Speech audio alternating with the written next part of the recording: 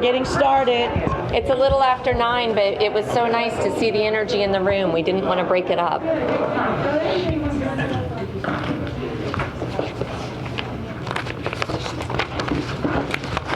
All right.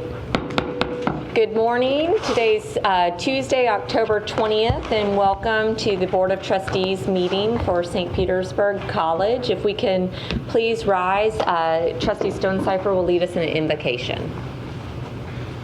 Lord, we thank you for the little things today. We're reminded, hearing all the voices this morning, how much we took that for granted for so long. People being together, people fellowshipping together and networking together, and it was just a joy to hear that this morning. So thank you for bringing us here today, safely, socially distant.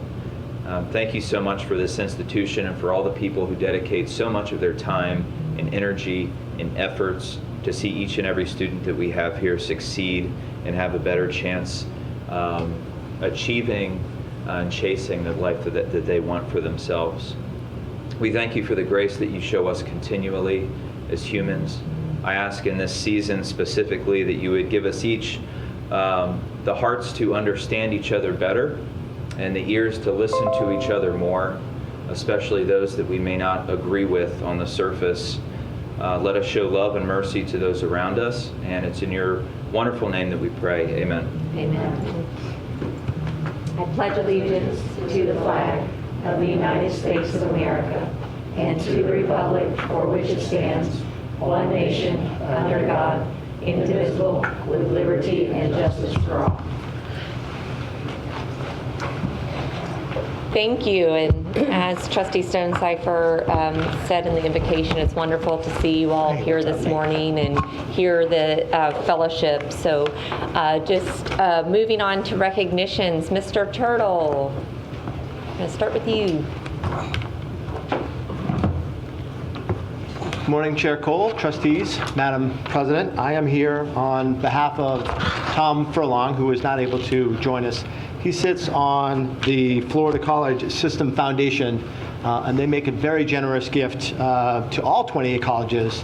And this year, they have made a gift of $57,984. So happy to have their partnership. The almost $58,000 helps support scholarships. So as part of that, Florida Blue supports our allied health and nursing program with a scholarship that's part of that funding. The Helios Education Foundation and Bank of America both support first-generation scholarships. So wonderful to have their continued support. They help all 28 colleges with that wonderful foundation. Judy Green is a wonderful steward of the foundation, and I'm happy to sit in for them. And I have a nice big check. We wanted to get a picture with everyone, so if everyone put their mask on and just come out in front, we'll do a little photo op with the check.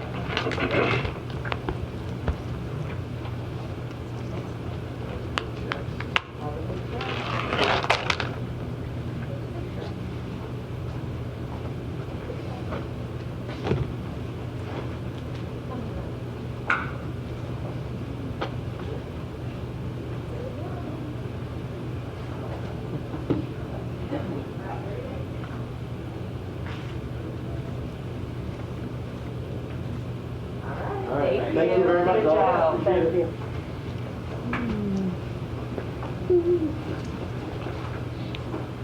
Wonderful. That's a great way to start our morning, with the gift and the continued support of the statewide foundation. So thank you.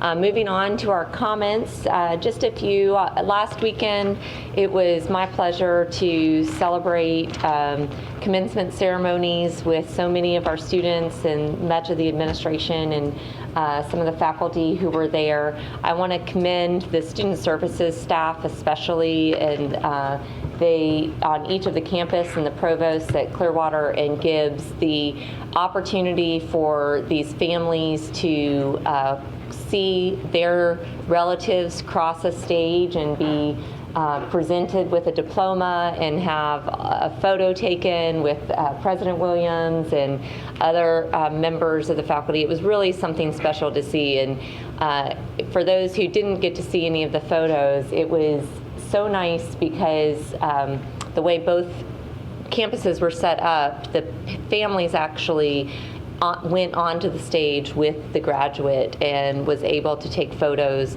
and the excitement surrounding, and Dr. Williams and I were talking about it a few days later, and I said what was even more heartwarming was seeing all of the non-traditional students. And obviously, I think inherently we know the impact that the college has on our community, especially for first-time in college families and for returning students or non-traditional students.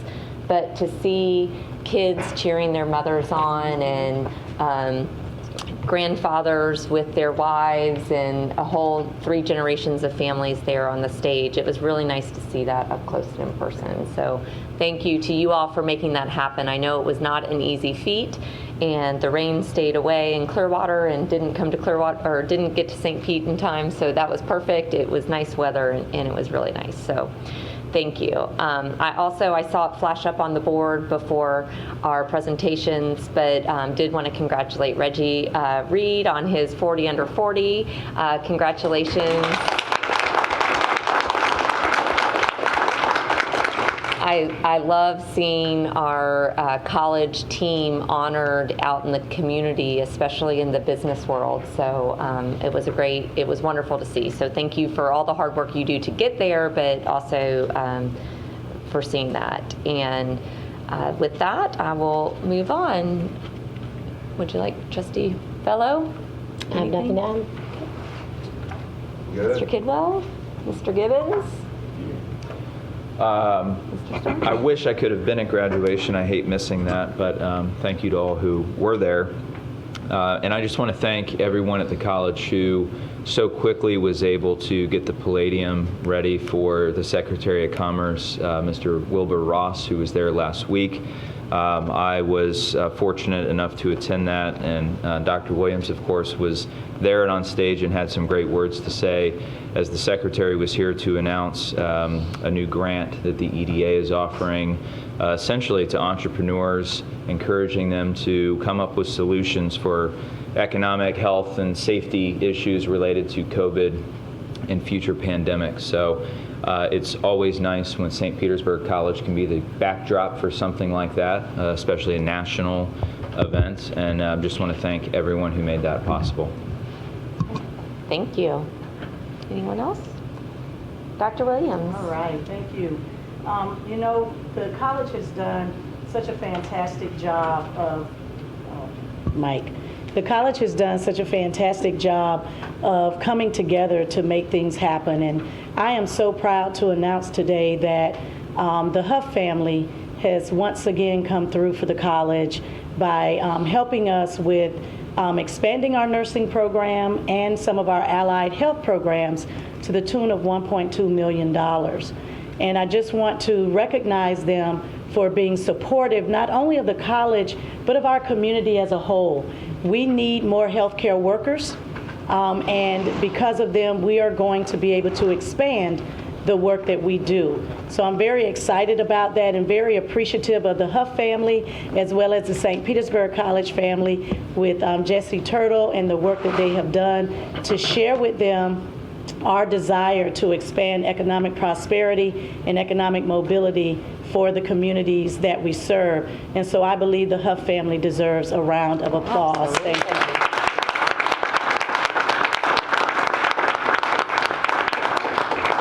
And I also agree with Chair Cole on graduation. It was very special. We had families there. Someone said they came from Texas to watch their loved one come across the stage. We had children break rank and come right on the stage. That's my mom. It was very special to see a lot of our minority families come across that stage, many of them still first generation. I received emails from folks who are 57 years old saying that they're still the first in their family to earn a college degree. And so it was very special, and it's something that I'm really thinking about. Maybe that's the ticket, because the families walked across the stage with the student. It's saying we all graduated, and so it was very special. Good job, Dr. Renard and team. The other thing is the ability for us to pivot, as Trustee Stonecipher said, to receive a lot of our politicians. I just want to thank you all who jumped through the hoops, because we always receive that information last minute. And I just want to thank you for the work that you have done. And so hats off to St. Petersburg College. Good job. That's it. Very good. Thank you. With that, I don't have any public comment cards, but are there any members of the public or college family who desire to address the board this morning? Seeing none, we'll move on to our board business with the review and approval of the minutes. Are there any changes or corrections to the minutes from last month? And if not, I'll entertain a motion. I move to approve the minutes of the September 15th, 2020 meeting. Is there a second? Second. All in favor? Aye. Any opposed? All right. Ms. Gardner, any report? Good morning. I do not have a report this morning. Thank you. And moving quickly on to our strategic focus. So Ms. Farlow, Mr. Reed, marketing and recruitment. And I want to say thank you to the foundation for my St. Petersburg College branded coffee mug. I complained enough that I didn't have any St. P. College swag, and so it's nice enough to have some extra swag now, so thank you. Great. Good morning. I'm Rita Farlow. I'm the Executive Director of Marketing and Strategic Communications. Very happy to be here this morning to present to you with Mr. 40 under 40, Reg Reed, Director of Recruitment Services. And I may not ever get this chance again, so I just have to say, go Rays. So we wanted to talk to you this morning a little bit about what has been happening with our departments. Over the past 2 years, we have had some incredible work going on. Kind of put together an ad hoc committee about 2 years ago, and I want to thank Dr. Pat Renard for coming to me and saying, let's do this. And on this committee, we meet twice monthly, every other Monday without fail. And we have representation from academic services, student affairs, multiple people within the marketing department and enrollment services. And we're really trying to be very intentional about what we're doing together, and making sure that we are aligning our strategies and streamlining our processes so that we're all rowing in the same direction. And we've had some good wins, which Reggie will talk to you about a little bit later. So it really, it begins with the funnel. And Reggie and I are going to really focus on these top 4 levels of the funnel this morning. I did want to mention that the current student and the alumni piece is very, very important, obviously, to us, and that marketing continues to support them throughout the student life cycle through retention efforts and re-engagement of our alumni in our community. But Reggie and I wanted to focus on these top pieces: branding, inquiry, application, and enrolled students as it relates to recruitment services. So it all starts with branding, right? Who are we? What is St. Petersburg College? In marketing, we call these unique value propositions, as some of you are very attuned to that language. They're selling points, but what they really are to me is our truths. Who are we as a college? And we talk about our career-focused programs, right? We're here to help students along the pathway to get a degree or credential to get a job. We're also affordable, we're flexible, we're accessible. But I really think it comes down to our faculty. Our faculty are experts in their field. They have worked in their fields, and they bring that expertise into their classrooms, whether face-to-face or virtual, every day. And then our student support services, who are there to lead our students and guide them and support them and give them the opportunity to succeed through their support. So we leverage all of that, those truths, as I call them, for our college-wide marketing efforts. And you'll see these in a variety of platforms throughout the community, but it's not just those truths, right? sometimes you have to change up your messaging and you have to really focus on what's going on in your community at that time. And so we particularly wanted to show you this slide. It's very relevant and timely, which marketing needs to be. And it speaks to what happened this spring. The college had to turn on a dime and make changes in order to best serve our students and our faculty and our staff. And so you'll notice that what we started doing was really emphasizing the messaging about online courses. St. Pete College has been doing it longer than anybody in the state of Florida. We do it right. We are there for you. We've seen some other instances where it hasn't been so successful, but the college does it right. So we really focused on our online programs. We really focused on job readiness, right? Dean Ramsey, I believe, is here with us today, and he has a saying that I've now picked up and have been saying for months, which is preparing our students for pandemic-proof careers. Things are changing, the workplace is changing, and the college is here to help change, help those students along. So in addition to college-wide marketing, we really focus on programs. And we work each year with our academic affairs department as well as workforce to determine programs that both have capacity for growth, but are also in tune with our employers' needs and job growth opportunities in the locally, in the region, and in the state. So making sure that our marketing is aligned with our programmatic offerings. And you'll see some examples here. Very proud of this work that the marketing team has done.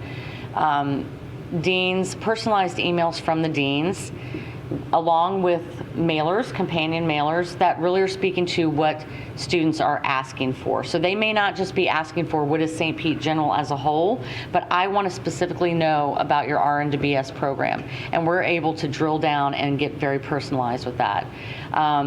Dean Ramsey, there on the right, this is a campaign that we're very proud of. It is the Rapid Credentialing Program and grant secured by the help of the grants department.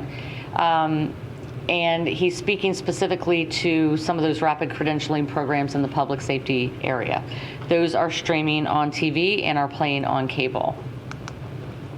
So the process from the marketing side is prospective students have the ability to enter our funnel from two different pathways, and Reggie's going to talk to you a little bit about the second. But on the marketing side, all of these different platforms and channels that we're using are bringing students to our webpage and to campaign landing pages. From there, they're assigned a recruiter, which begins that one-on-one relationship building piece, and then we use a customer relationship management system, which auto-generates emails and mailers, and we go through a 90-day process where we continue to speak to the prospective student and keep them engaged. In this last slide for marketing, I just wanted to point out that we continue to use traditional marketing. So we are doing billboards, we are on radio stations, we use direct mail, and we use email marketing. But we also really focus in the digital and the social sphere. Text messaging, something that 10 years ago you had to pay by minute to do, we're able to do and get in touch with folks now in that way. Streaming radio and television is huge, particularly during a pandemic, but we saw those trends happening over the past several years. And so the point is that we want to make sure that we're trying to reach the students where they are, be that the traditional high school graduate or recent graduate to the non-traditional student who's been in the workforce and is looking to upskill. And with that, I will turn it over to Reggie, and he can talk about the recruitment side of the house. Thank you, Rita. Good morning. Good morning. All right, so going into enrollment services and what we do. So pretty much what Rita just eloquently just mentioned, when it comes to brand awareness, we're out there on the webpage, we have flyers, we have everything out in the community. So it's our job from recruitment services to really engage the prospect and build those relationships. So we're building relationships with individual students, but we're also building relationships with companies, community organizations. So when they think of SPC, they send them directly to recruitment services so we can work those students and get them through the funnel. And that comes in a variety of different ways. So we sponsor events, we attend community events, the MLK parade, seminars, we have award ceremonies, and also athletics. So we really try to engage our prospective students in a variety of ways to make sure that people in the public, in the community, that they understand that St. Petersburg College is a part of the fabric of Pinellas County and the surrounding area. And it's recruitment synergy. So in April, we did go through a new restructure where recruitment services is centralized now, okay? And the reason for that was to develop this synergy that we needed dearly, okay? And that starts with recruitment services, but it also allows us to collaborate with other departments that we felt really played a major role in recruitment and enrollment as it relates to what we do at St. Pete College. So working with marketing, working with the campuses, and also working with our academic programs. So we meet with these departments every month, and we're making sure that we're working together. So when the message that we're trying to deliver and try to display as it relates to recruitment, we're all on the same page. All right, so that's that synergy that we were looking for. And I think we've done a great job, and since we've established the new model in April by doing that. And the benefits of the new recruitment model, so that better collaboration, as I just mentioned. The two main things that I want to point out in this slide is the increased consistency and also more accountability. All right, so with that being said, we have to work on our craft each and every day. I always like to say, students come to St. Petersburg College to get a degree or to get a certification, so that can ultimately change their lives and also their family lives. So with us being the front lines, recruitment services, we have to truly understand how to sell the product. In order to do that, that collaboration with marketing, that collaboration with the academic programs, that collaboration with the campuses, that allows us to do our job better. All right, so that also allows us to be consistent with our messages and also that accountability factor, because the end goal is to get them to apply to the college, but we also want them enrolled, so they can change their lives. And lastly, that improved support.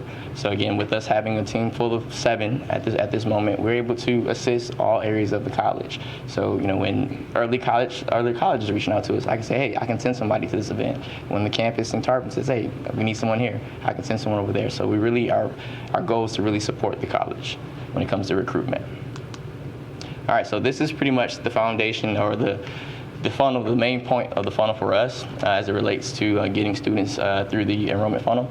So it starts with the prospective students, and as Rita mentioned, they come through 2 pathways for us. First, starting with the getting to know you.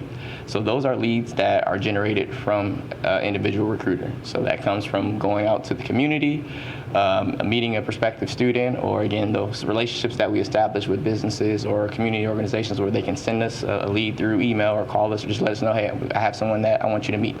So those go directly to our recruiters, and they generate those, all right? Then next, we have the web RFI, so that's due to a lot of different ways, our web page, our landing pages, our campaigns that we run, some of those ads that we have through mailers. Those come in and they get assigned to a pre-admission staff member that the campuses has done an amazing job fulfilling, and also an admissions recruiter. And the ultimate goal and the end goal is application. So we are pushing applications. Whenever we get those students on the phone, we want them to apply. What I like to call closing the deal. Make sure that we close the deal. And once we do that, they are in our enrollment funnel. So we do have a CRM where we're consistently communicating to students to make sure that they're getting to the next step. Because the end goal is to get them enrolled so they can get on with whatever they set out to finish. All right, and these are some of the tools that we utilize to make sure that we are converting these students. So each recruiter has their own personal landing page. So when we are out at events, we can send a link to a prospective student through text message or through email, and they can submit their inquiry card digitally. So again, that allows us to be more efficient and make sure that they automatically go into our CRM system with no hiccups to make sure that they get those communications to encourage them to apply or enroll in class. All right. The next, and one thing, and obviously the pandemic has been a terror for our community and everyone across the country and across the world. But we learned some new things with this pandemic, and we've gotten better with some of our processes. In April, we started an appointment scheduler for pre-admissions. So this allowed prospective students who submit a Getting to Know You card or a web RFI to schedule an appointment with a admissions recruiter. And that has worked so well, and I'm so pleased and blessed that we were as a team to be innovative and creative to bring this to the college, and also bring this to students to have them have an opportunity based on their time schedule. Because as you know, students work, they have families, so it's hard to get them on the phone sometime. But this allows them to be able to opt into the time that works best for them. So just to show you some of our early wins post COVID when it comes to the appointment scheduler. Since April, we've scheduled over 1,600 appointments. That's a ton. So when we're working those. So when it comes to our web RFIs, pre-COVID, we converted around 17% of those inquiry to app. So turning that student from inquiry prospect into an active application. And now we're at 23% based off of some of the higher ed publications like RNL and EAB. Industry standards about 27%. So we're getting there. We're definitely getting closer to that standard. And when it relates to getting to know you, and we haven't gone out as much just because of the pandemic, so there are less obviously face-to-face events. So we do have less getting to know you cards, but we are converting those cards now at 53% compared to 26% pre-COVID. So we're doing a better job at that. We did have our first event 2 weeks ago at the Tarpon Chamber, and it went very well. It was well attended. So now we're definitely exploring those opportunities as they arise, just making sure that the event is abiding by CDC guidelines to make sure that our staff is safe while doing that. But we're working on that. All right. And then lastly, it just ends with the app to enrollment process. So this is where, again, the recruiter responsible for getting the student to apply. And then from there, they are assigned an academic advisor. So the academic advisor is helping that student enroll. So there is a personal handoff there, as it's not from our end to say we've done our job with the application. No, we want to make sure that the student fully understands the next step in the process. So it's our job to get them to have an appointment booked with their advisor. They know who their advisor is. So again, when they do have any issues, they can either follow back up with us or they can go directly with that advisor to make sure that they get enrolled. And then that's the enrollment funnel as it relates to recruitment services. That concludes our presentation. Any questions for Rita and myself? I don't have a question, I have a comment, Yes. and that is we've come a long way, baby. I mean, for Deborah and I who were here, when my daughter received a single-spaced 2-page letter when she was a senior in high school, and it literally went like this to the trash can. And I was like, wait, let me see it. And I opened it up and I was like, oh my God. And I brought that letter to the board meeting 6 years ago. I think it was 6 or 7 years ago. And so congratulations on what you guys have done. I'm so proud of everything you just shared with us, and really, really proud of how far we've come. Thank you. I have a quick question, Madam Yes. Chair, if that's okay. The breakdown between web or digital leads and the getting to know you or the face-to-face, what's usually like the overall percentage from each? Like how many are we getting from here and how many as a percentage of the total? Just curious. So definitely you get more web RFI leads than we do getting to know you, just because, again, the brand awareness that we do, because we're on so many different platforms as it relates to being on Spotify or publications and through newspapers and whatnot. So we get more leads generated through web RFI. But again, with the recruiters being out more, we definitely get a lot of getting to know you cards. This year, not so much, because again we've had a 6-month layoff. But I definitely believe going to the new year with things opening back up, we'll definitely get more getting to know you cards leads.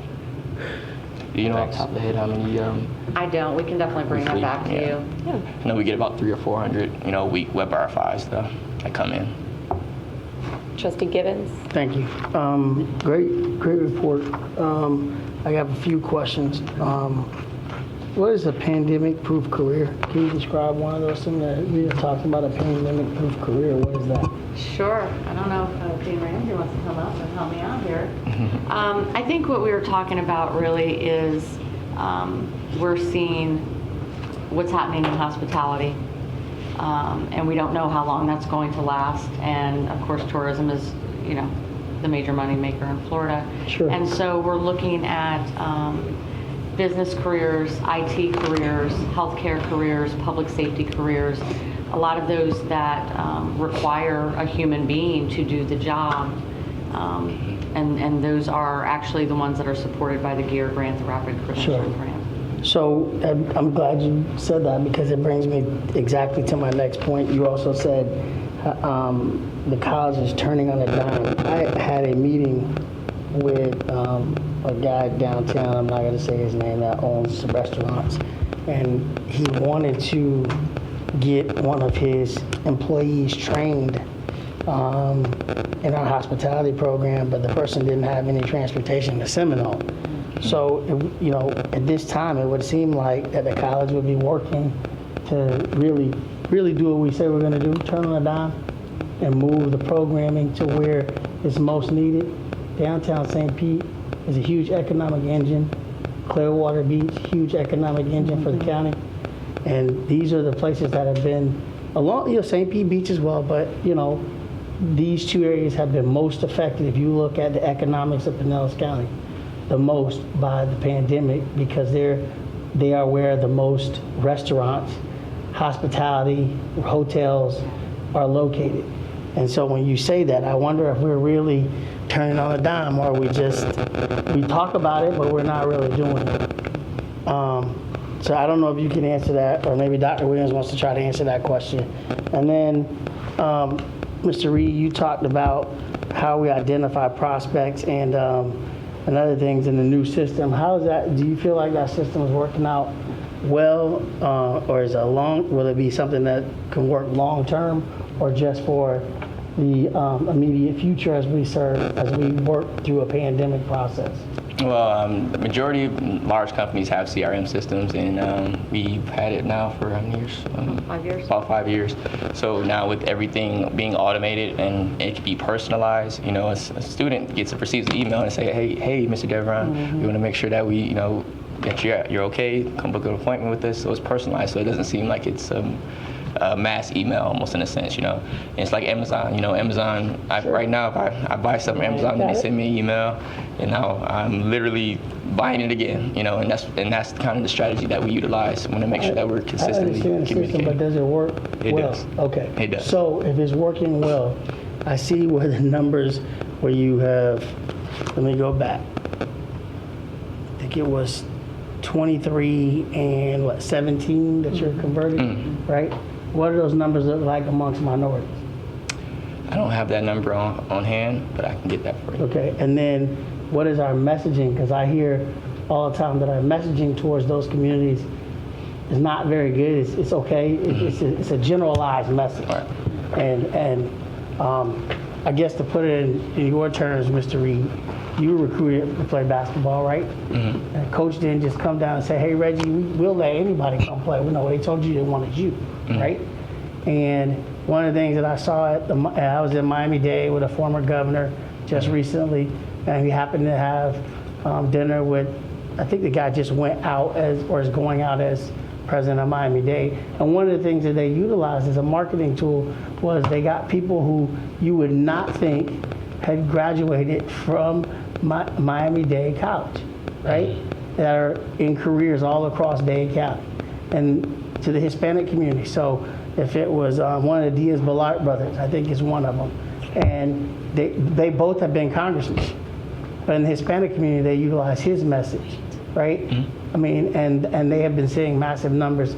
While the pandemic's going on, of course, people are trying to retool, but they're a little bit afraid. And if they know somebody that they know has actually gone to the college, that's what they've been finding success in. So I'd like to entreat you guys in terms of marketing to not just be so, the approach to be so general. I mean, we have to start targeting folks if we think that they're going to come to St. Petersburg College. It's a little bit scary, right? It's a little bit scary because you don't want to lose what you have right now, right? And then you're trying to go back to school.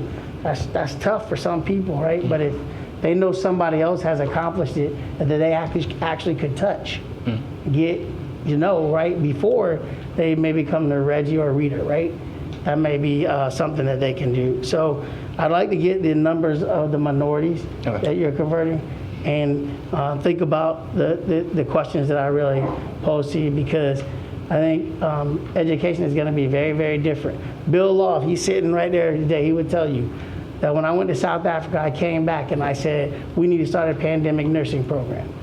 He didn't do it. Dr. Williams, I talked to her about it a little bit, not enough for her to be moving forward with it. So I'm not criticizing Dr. Williams. But then we had a pandemic. And I saw that because I saw other schools.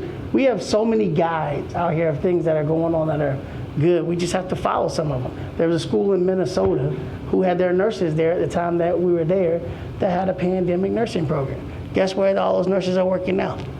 At the CDC.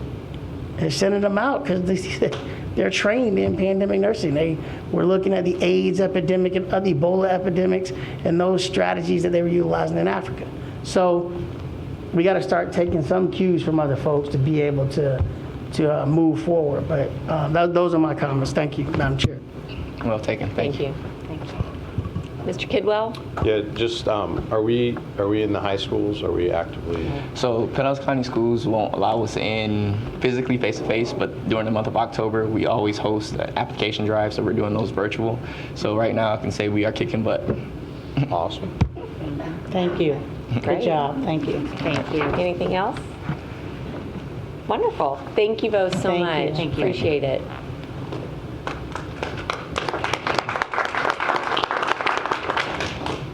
Dr. Demers? Oh, and Dr. Michelle. Good morning. Good morning. Chair Cole, that feels nice to say, members of the board, Dr. Williams. My name is Susan Demers. I have the best title at the college. I am the Dean of the College of Policy, Ethics, and Legal Studies. I also am here today because I represent the Retention Committee. And I'm here with my colleague, Dr. Rachel Bennett, who will talk to you about a second group, which is the Learning Experience Group. So let me start off by focusing on who makes up the Retention Committee. We're a college-wide group. We draw people from student affairs. We have people who are advisors, people who do Davy Gill, who's our athletic director. We have folks who are working in not just advising, but in the academic side, the learning support people, the online folks, and then, of course, academics, administrators, and faculty members. But I should emphasize to all of you that every single person on the committee was, this is not a situation of being voluntold. These are people who volunteered because they understand that retention is the core work of the college. So with that, now I don't have the power here. There we go. Let me first address what retention means. So when you hear that word retention, generally you are thinking that we are holding on to them. But in academics, it has a very specialized meaning. And you can remember the specialized meaning, and I'm going to be a teacher here for a minute, with 3 F's. They are fall enrollees who are full-time, first time. So if you think about not summer, not spring for the first time, fall only, it's a tiny sliver of our student population that makes up that retention cohort. And a lot of public attention is paid to that tiny sliver. But I want to assure you that while the public attention is on that, our attention is on every student at the college, whether they fall into that cohort or not. And I will also say that retention generally is a piece of what we call the student life cycle here at the college. So you just heard about the enrollment piece. We pick it up with the course success. And clearly that's the job of the faculty inside their classroom. But we're building something else with the help of all these other people, and that is persistence, which drives them to go semester over semester, which is fall over fall, because that's what retention looks at, fall over fall. And ultimately, we're going to look at the measurements for graduation, for transfer, or completion of a certificate, if that happens to be what they're enrolled in. Then they go on, they go out into the community, they live a rich, full, economically fulfilled life, think back fondly on SPC, and send their kids here. That's our goal. So today we're going to look at retention through the lens of the Aspen performance metrics. Those are nice, high attention, high intention, aspirational metrics. But I think you'll see when you look at these slides that we fare we acquit ourselves quite well. Doesn't mean we don't have more work to do. So let me show you the format of the slide. This is the first year retention cohort.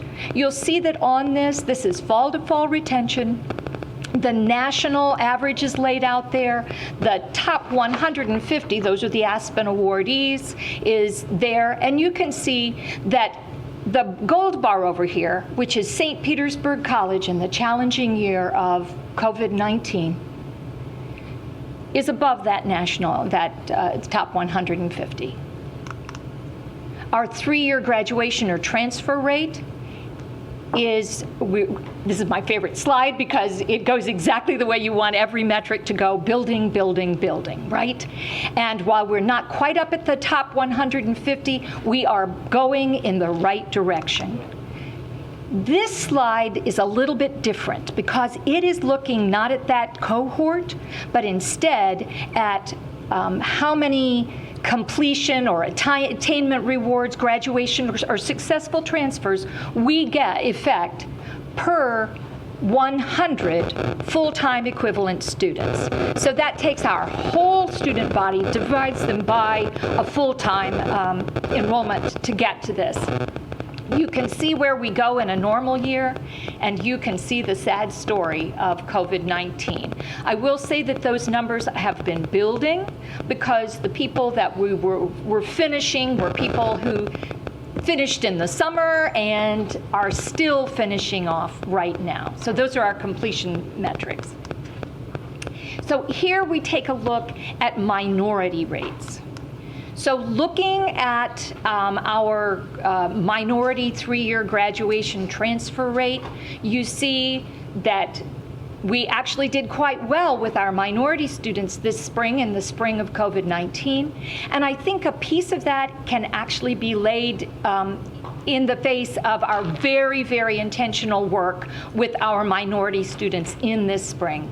I work with the African American Male Task Force, and I will tell you that every single one of those young men was not contacted one time or 2 times, but contacted multiply by their assigned mentors. And I think that shows off in that particular metric.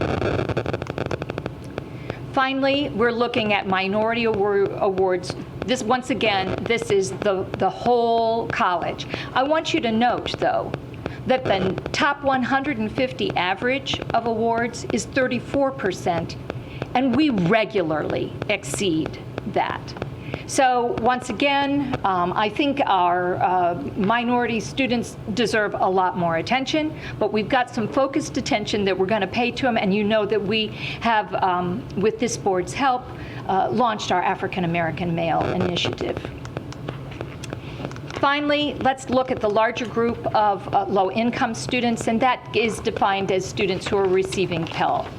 And you'll see over here that the national average is about 36%, the top 150 is 34%, and we, because we have a needier group of students, have a larger group who are Pell recipients.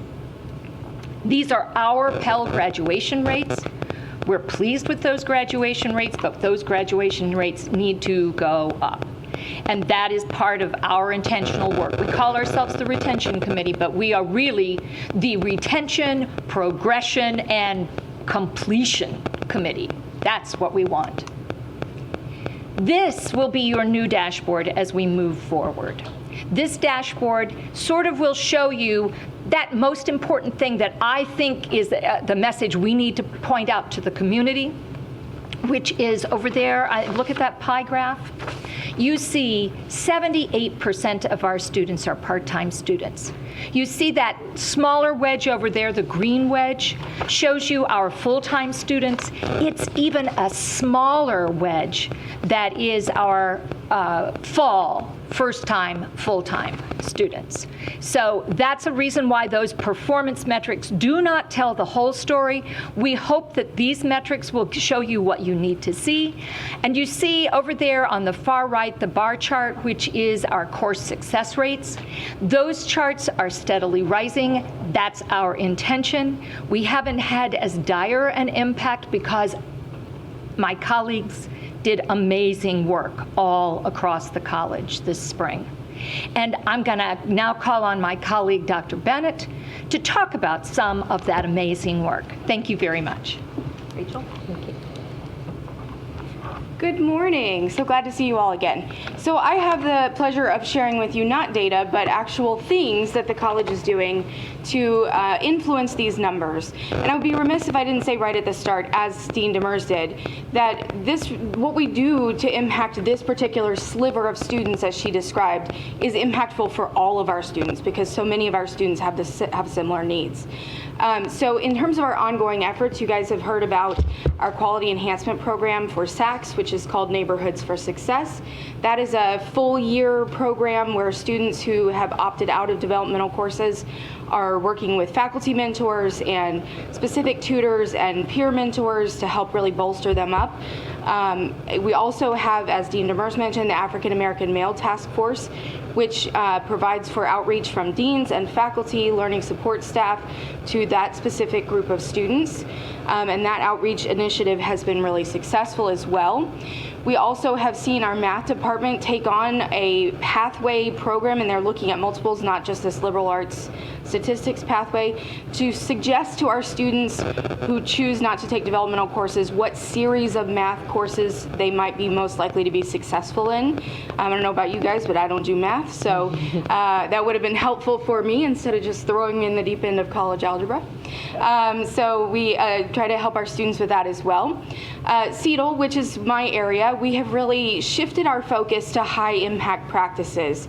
So things like humanizing course content, making sure students know whether they're in a classroom or they're virtually on a Zoom box or they are online, that the faculty member on the other side is a person and that the content they're getting really has purpose and meaning.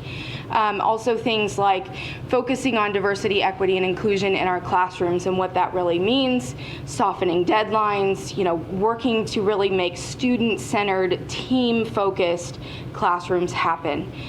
We've also had lots of special events and guest speakers come in. We welcomed Dr. Michelle Pacansky-Brock, who has really revolutionized the California community college system in terms of humanizing course content. And she gave a great talk for us and has said, hey, I'd love to continue to collaborate. So we're excited to continue working with her. We've welcomed Dr. L.B. Hannas, who is a diversity and inclusion officer, was at the University of Florida, and now has her own company in New York. And she's talked about diversity, equity, and inclusion in the classroom as well, also in our syllabi, all sorts of facets. We just anything we can get our hands on in terms of helping our faculty understand how to really connect with our students. Our CETL associates have run a book club, and they've chosen books that are either student-centered or equity and inclusion focused. We also have Dr. Melissa McAllister, who's one of our CETL associates from the College of Education, who's done a series of events that she calls Chains of Privilege, that's designed to help those in the room understand what privilege we really have and how to recognize and own that. We also have seen a concerted effort for first-time in college students partnered with SLS classes, Comp 1 classes, and our ethics courses. Those faculty really embrace the idea of helping those students get to student activities, get to advisors, get to the support that they need to be successful in classes and in college as a whole. And I do want to give a huge shout out to our faculty. We have seen a 67% increase in participation in CETL events. I would be being dishonest if I didn't tell you some of that was fear of technology, right? Because we all had to make a big shift.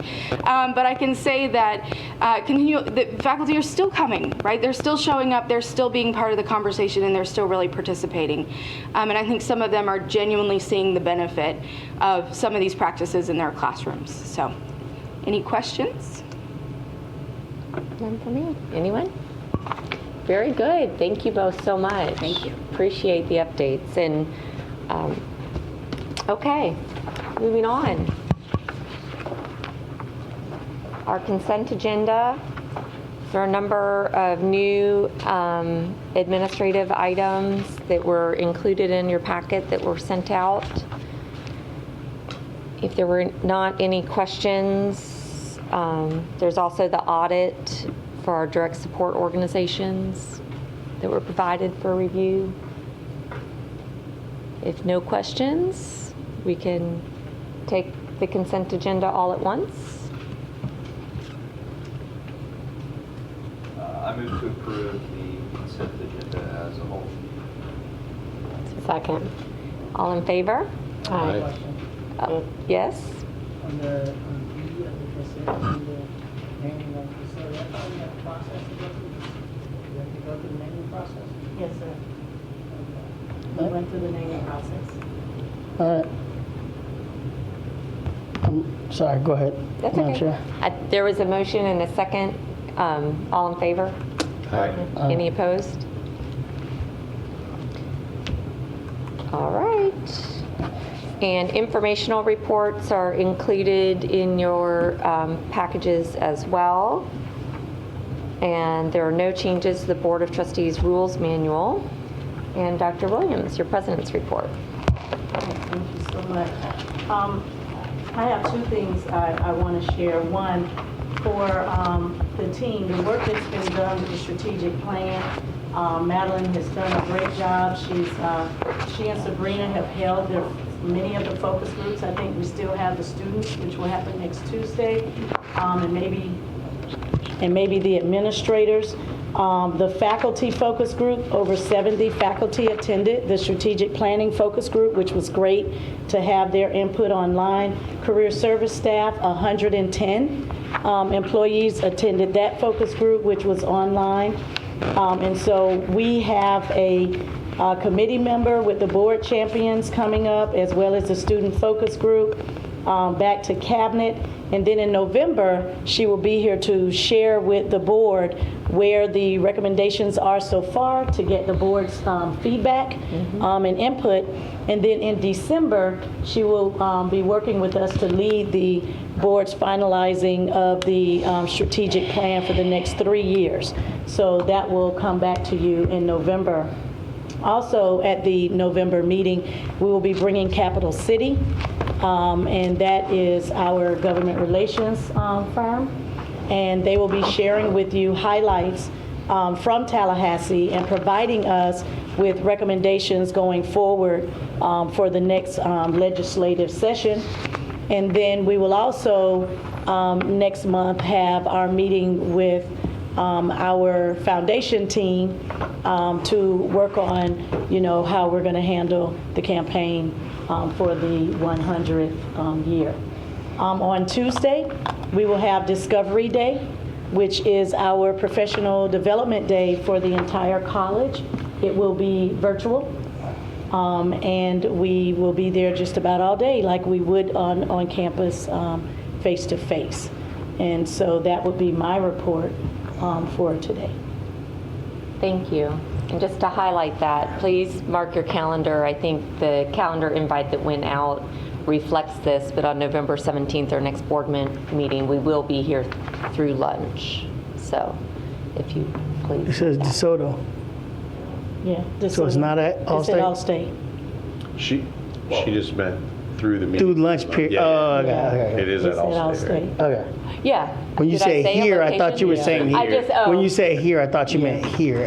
I just Sorry. meant here Gotcha. collectively as a team. It's a good. Real quick question. Different definition of the Do we role. have, Madam President, do we have our legislative agenda that's already been sent out to the board before Capital City comes, just in No, case? but you will have it before. Yeah, so that we You're can make absolutely sure right. that we can ask questions of them in a realistic manner of what we think we can get accomplished in our session. Yeah, we'll also include some interest topics from some of our local legislators as well, so you'll know what those interest topics are. You're right on. It's 11 to 1 on the 17th. It's not a 9 a.m. that day. There is a 9 9 a.m. a.m. board meeting, and then after the After board that. meeting, we have 11 to 1. So I think the foundation sent out the 11 to 1 time frame, and maybe we just don't have the 9 to 11. We'll get that to you. Okay. Yeah, I wasn't sure how it came out. That's why I wanted to be sure to verbalize it. So we, yeah, there is still a 9 a.m. board Yeah, meeting. we still have it. Yeah. That just made me think of something else I wanted to share. I don't know. It's okay. Okay, we do have a Close this meeting.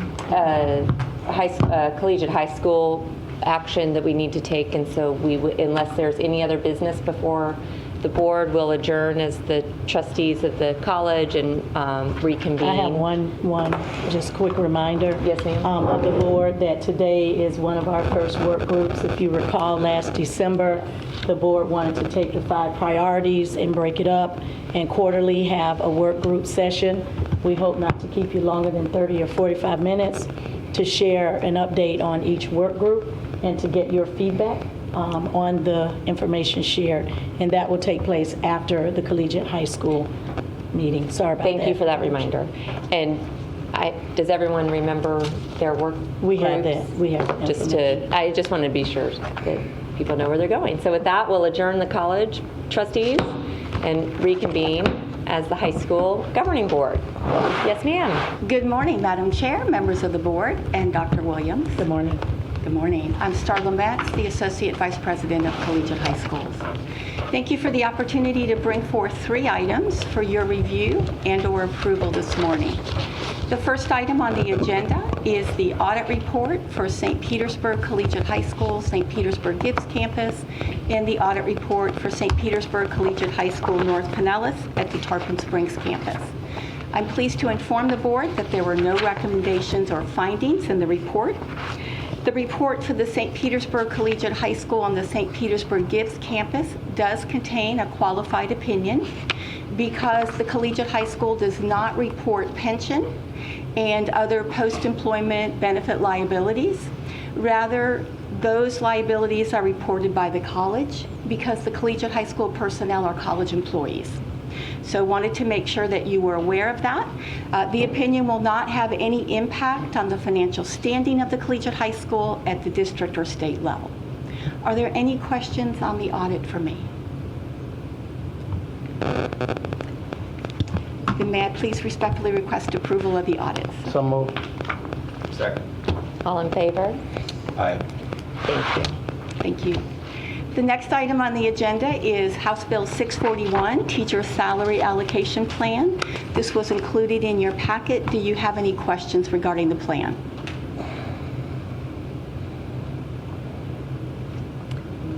Then may I please request approval of the Teacher Salary Allocation Plan for the St. Petersburg Collegiate High School and the St. Petersburg Collegiate High School North Pinellas campus.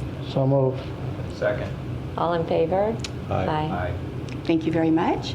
And then the last item is a notification for the board. And this happens every year at the school and the district level, but it's the first time at the collegiate high schools. So we have 2 teachers, Mr. Daniel Coulard at our St. Petersburg Gibbs campus and Dr. Sally Hogeworth at our Tarpon Springs campus, who are considered out of field because we have placed 10th graders in their English classrooms who require English for speakers of other languages supplemental services. These teachers are certified by the state in their discipline. It simply means that they need an additional certification because they have a student who needs these additional services in their classroom. I want to assure the board that these 2 highly qualified instructors are teaching our 10th graders. They do an exemplary job. They both have advanced degrees. They are seen as leaders on the team. They are continually updating their professional development. However, this is a statute requirement, and so they will be taking an additional 300 hours of professional development to earn yet an additional certification to be sure that they are meeting the needs of all of our students, which I have to say they do a great job, but this will give them extra tools in their toolbox to especially help those students who need ESOL services. So we needed to notify you, and do you have any questions regarding those 2 instructors? I don't think so. Thank you very much. I really appreciate your time. Thank you. there's no other business for the collegiate high schools to come before the board, we will adjourn. And if you all were going to Yes. the Right, so collaborative labs, or where are we going? I'm going to share that. Trustee Gibbons, you are on the academic excellence team. You will be meeting in 2-304. Trustee Bello, you are on the drive, the enrollment growth, the team for economic mobility. You are in 1-450. Trustee Kidwell, you are on the community engagement work group, and you're in 1-452. Trustee Stonecipher, you're on the financial vitality work group, 2-314. And Chair Cole, you're on the employee experience and engagement work group, 2-231. Very good. All right, we'll see you See you there in a couple minutes. All righty, thank you.